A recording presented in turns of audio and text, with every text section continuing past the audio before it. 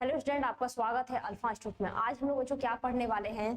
ठीक है, आज पढ़ेंगे इंपॉर्टेंट जो बायोलॉजी के क्या है, कुछ इंपॉर्टेंट क्वेश्चन है, उसको क्या करेंगे, क्वेश्चन उसका सॉल्यूशन के साथ करने वाले हैं। ठीक है, हम लोग आज क्या पढ़ने वाले, इंपॉर्टेंट क्वेश्चन होगा और इसका क्या होगा, क्वेश्चन प्लस सोल्यूशन। क्या होगा बच्चों? क्वेश्चन भी होगा प्लस इसका सोल्यूशन भी होगा। ठीक है, दोनों क्या करने वाले हम लोग इस क्लास में पढ़ने वाले हैं। देखते हैं इसका क्या क्वेश्चन, इंपॉर्टेंट क्वेश्चन होगा। ठीक है, इसको पूरे अच्छे से बच्चों क्लास करना और एक इन्फॉर्मेशन सुन लो। अगर तुम लोग को पूरे डाउट क्लियर के साथ पूरे अच्छे से क्लास करना है, ठीक है, पूरे नोट्स और लाइव क्लास अच्छे से करना है बिल्कुल, तो तुम लोग ऐप पे भी ज्वाइन हो सकते हो। अल्फा से तुम्हारा ऐप है या तो तुम्हारा स्क्रीन पे नंबर है, वहां से भी कॉल करके क्या कर सकते हो, ज्वाइन कर सकते हो। अब देखते हैं हमारा पहला क्वेश्चन क्या है। ठीक है, चले अपने क्वेश्चन की तरफ बच्चों देखते हैं हमारा फर्स्ट क्वेश्चन क्या है। क्वेश्चन दिखा सबको? ठीक है, देखो क्वेश्चन क्या दे रखा है, ग्राफ्टिंग को परिभाषित कीजिए। क्वेश्चन प्रॉपर दिख रहा है? ठीक है, क्वेश्चन दिख रहा है या फिर ऊपर ज्यादा है, देख लेते हैं। ओके, अब सही क्वेश्चन। ठीक है, देखो क्वेश्चन तुम्हारा क्या है, ग्राफ्टिंग को क्या कीजिए, प्रभाषित कीजिए। ठीक है, तो ग्राफ्टिंग बच्चों एक प्रकार का क्या होता है, ये ऐसी तकनीक है जो क्या करता है, पेड़ और स्टेम जो हमारी तना होता है। ठीक है, अगर मान लो दो पेड़ ऐसे हैं जिसको हम लोग क्या करना है, किसी को इसकी चीज क्या हो, कोई अगर पेड़ है उसका कोई तना क्या है, बहुत खराब हो गया, बहुत ज्यादा रोगाणु ग्रस्त हो गया है। ठीक है, उसमें क्या हो गया, वो इन्फेक्टेड हो गया है और वो सोचेंगे कि हम उसको काट कर क्या करें, वहां पे कोई अच्छा सा, अगर उसकी टहनी क्या हो, खराब हो गया और हमको कोई और टहनी वहां पे जोड़ना है, तो उस प्रक्रिया को हम लोग क्या बोलते हैं बच्चों, ये ग्राफ्टिंग के अंतर्गत आता है। ठीक है, अब देखते हैं बच्चों ग्राफ्टिंग के इसके अंतर्गत थोड़ी सी परिभाषा, इसका डेफिनेशन देख लेते हैं। लिखते हैं पहले ग्राफ्टिंग, क्या लिखते हैं बच्चों, पहले लिखते हैं ग्राफ्टिंग।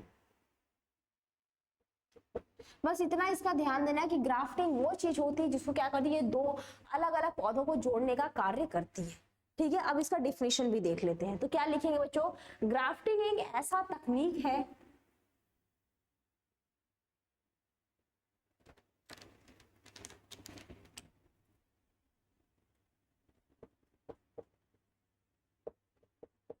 ग्राफ्टिंग एक ऐसा तकनीक है जो, ठीक है, जो अलग अलग पौधों के, ठीक है, पौधे के या तो बोल सकते पौधों के, ठीक है, क्या होता है, अलग अलग बोल सकते हैं पौधों के रूट सिस्टम तथा शूट सिस्टम,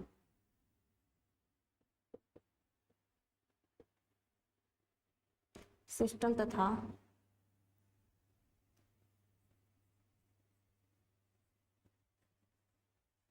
शूट सिस्टम को जोड़ने का कार्य करती है। ठीक है, जोड़ने का क्या करती है, कार्य करती है। बात क्लियर है? जैसे अगर क्या कहते हैं, आपस में इसको बोल सकते हैं, यह आपस में क्या होता है बच्चों, कलम बांधकर मिलाया जाता है। यह आपस में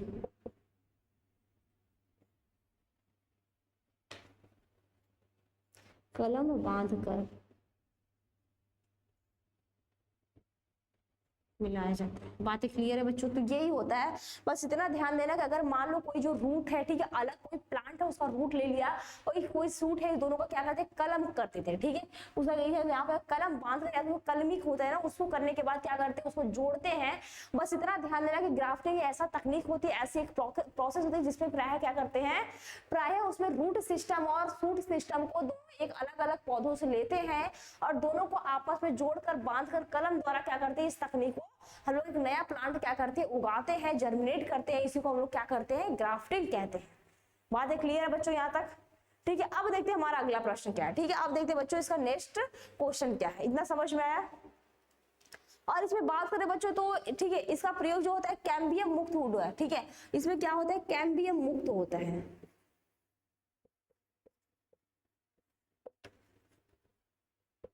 ठीक है, ये क्या होता है, बोल सकते हैं कैम्बियम मुक्त होता है, या तो बोल सकते ऊडी प्लांट में ही होता है। ऊडी प्लांट मतलब बोल सकते जिसमें लकड़ी होता है, कैम्बियम मुक्त ऊडी प्लांट में ही होता है। ध्यान देना, जो लकड़ी वाली होती है जिसमें लकड़ियां होती है उसी में क्या करता है, ये ग्राफ्टिंग कराया जाता है। ऐसा नहीं कि उसमें लकड़ी ना हो, केले के पौधे में हम लोग क्या करें, ग्राफ्टिंग करा दें, तो उसमें ग्राफ्टिंग नहीं होता है। ठीक है, बाकी जितनी लकड़ियों वाली प्लांट होते हैं उसमें हम लोग ग्राफ्टिंग करा सकते हैं, उसमें कलमी विधि द्वारा नया प्लांट बना सकते हैं, नया प्लांट का फॉर्मेशन कर सकते हैं। चलिए अब देखते हैं हमारा अगला प्रश्न बच्चों क्या है। ठीक है, नेक्स्ट क्वेश्चन देखते हैं क्या है।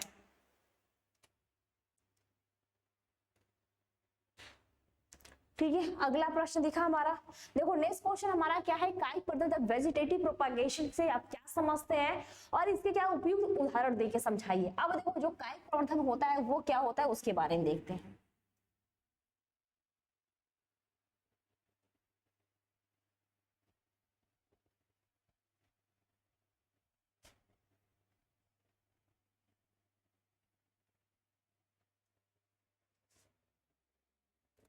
अब आते हैं कायिक प्रवर्धन के बारे में। ठीक है,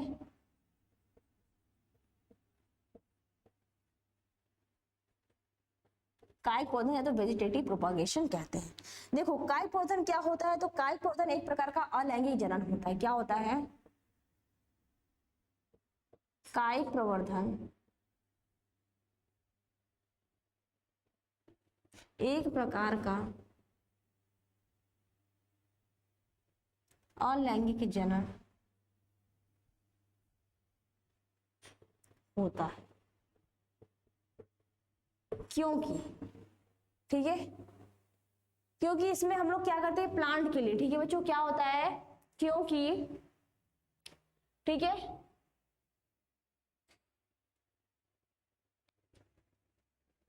क्योंकि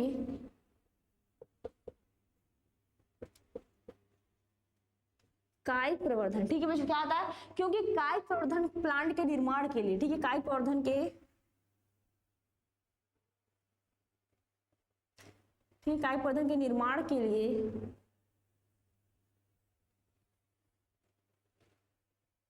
दो जनक नहीं भाग लेते हैं।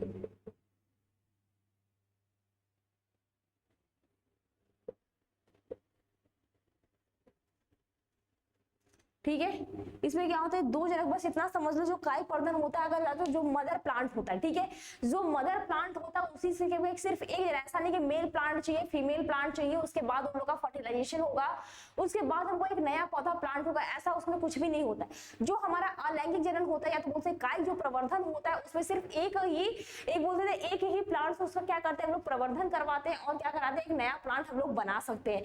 और इसमें कौन कौन सा भाग लेता है ये भी समझ लो। ठीक है, इसमें कौन कौन सा पार्ट भाग ले सकता है बच्चों, तो इसमें बोल सकते हैं हम लोग हमारा, ठीक है, इसमें कौन कौन सा पार्ट हमारा भाग लेता है, तो बोल सकते हैं कायिक प्रवर्धन की जो इकाइयां, जैसे इसमें बोल सकते हैं कायिक प्रवर्धन की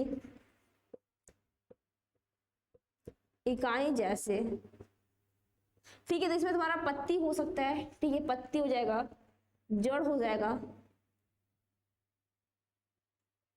तना हो जाएगा, कली हो जाएगा, ठीक है, तो लीव स्टेम सूट जितने भी तुम्हारे हो सकते हैं इत्यादि। ठीक है,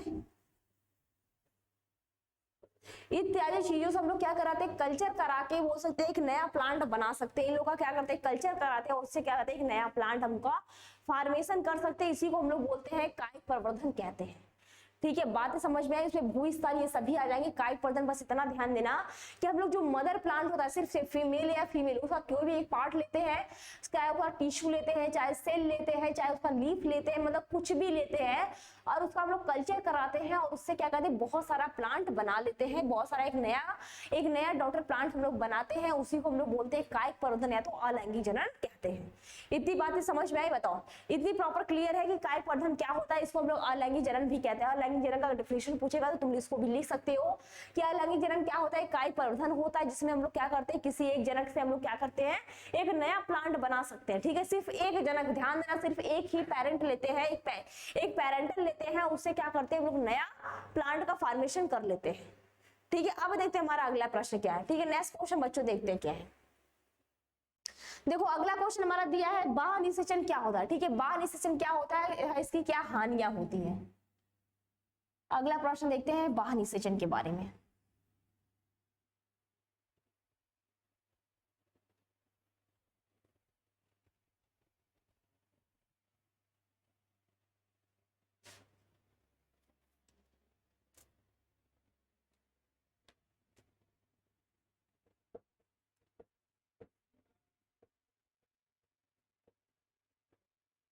ठीक है।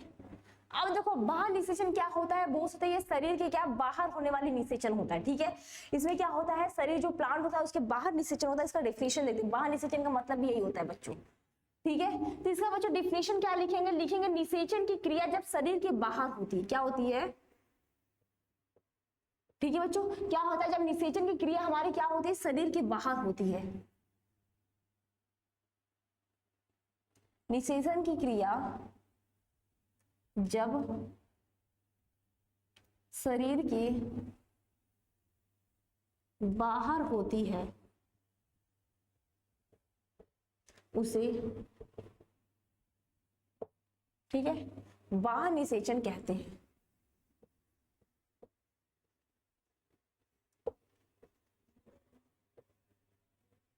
ठीक है, यहां तक बच्चों बातें समझ क्या आता है, इसे बाह्य निषेचन कहते हैं। और इसे सफल बनाने के लिए, ठीक है बच्चों, क्या होता है, ठीक है, क्या होता है, इसको बाह्य निषेचन कहते हैं। और बताते हैं इसमें निषेचन के लिए बच्चों, ठीक है, इसको सफल बनाने के लिए बाह्य निषेचन को, ठीक है, इसको सफल बनाने के लिए इसमें जो नर और फीमेल, मतलब फीमेल और जो मेल होता है, इसमें देखो क्या होता है, तो इसको सफल बनाने के लिए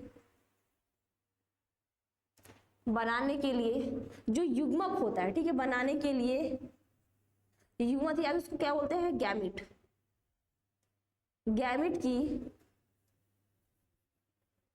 गैमिट को बड़ी संख्या में उत्पन्न करना पड़ता है।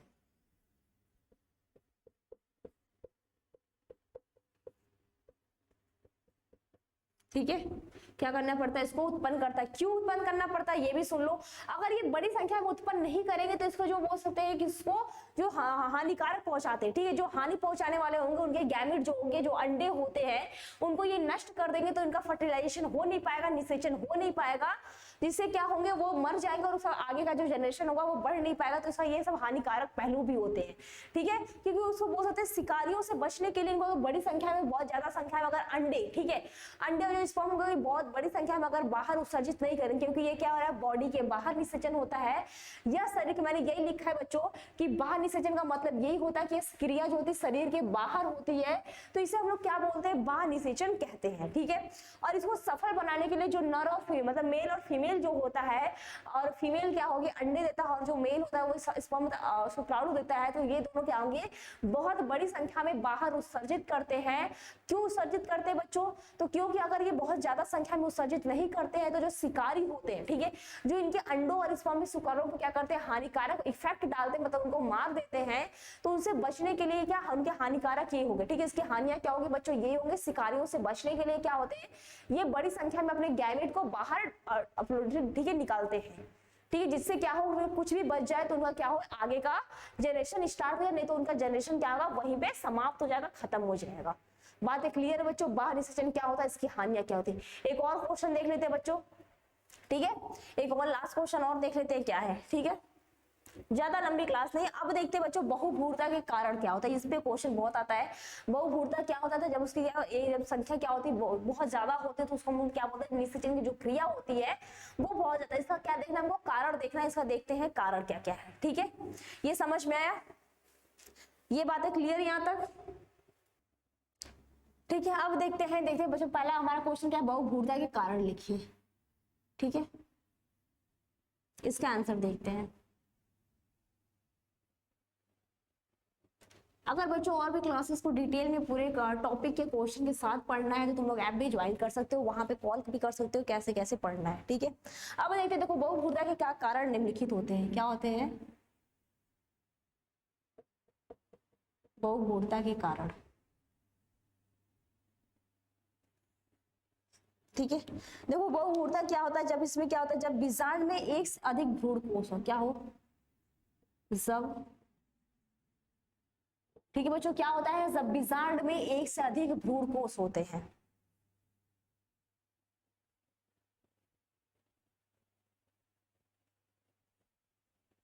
अधिक भ्रूणकोष, ठीक है, ये सभी क्या है, इसके कारण है। नेक्स्ट क्या हो जाएगा बच्चों कि जब भ्रूणकोष में एक से अधिक क्या हो, अंडकोष हो, अंडकोष का या तो एक सेल हो,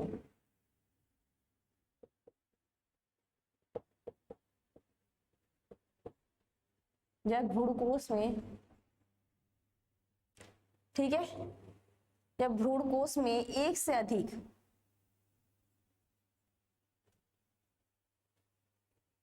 ठीक है, एक से अधिक क्या होते हैं उसमें, एक सेल या तो अंड कोशिका होते हैं,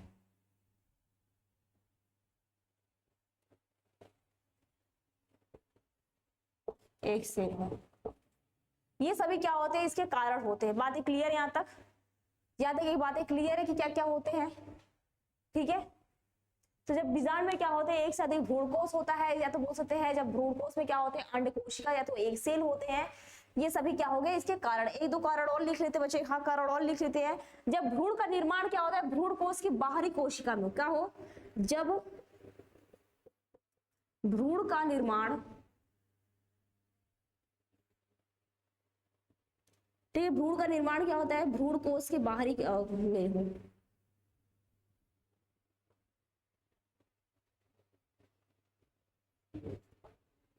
बाहरी कोशिका में हो, ठीक है। ये सभी क्या हो गए बच्चों, इस तरह के जितने इंपॉर्टेंट क्वेश्चन थे इस क्लास के मैंने इतना बता दिया, ठीक है। बहुत ही कम टाइम में बहुत ज्यादा मैंने सब इसके बारे में डिटेल में मैंने बताया, तो इसको पूरे अच्छे से पढ़ना। पूरे मैंने पढ़ा कि बहुभुजा के कारण ये भी तुम्हारे बहुत सारे इंपॉर्टेंट क्वेश्चन है, ठीक है।